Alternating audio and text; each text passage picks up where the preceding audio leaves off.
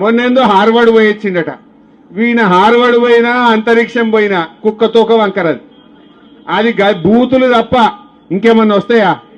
కేసీఆర్ జాతిపిత ఎట్లయితాడు అంటాడు. కేసీఆర్ లేకపోతే తెలంగాణ వచ్చునా?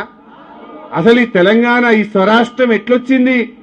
కేసీఆర్ త్యాగాలతోని ఆయన ఆమరణ నిరాహార దీక్ష పడితే మీరందరూ కూడా దీక్ష పట్టిరు కదా.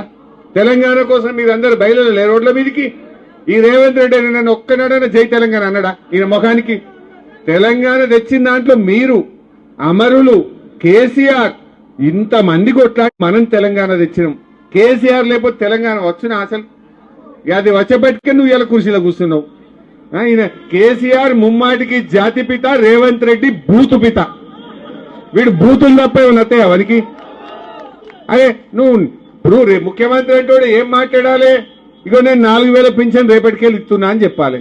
లేకపోతే నేను మహిళలకు బాండ్ పేపర్ మీద రాసి సంతకం పెట్టి ప్రామిసరీ నోటు మీద 2,500 ఇస్తా అన్నా ఇక రేపటి నుంచి ఇస్తా అని చెప్పాలి.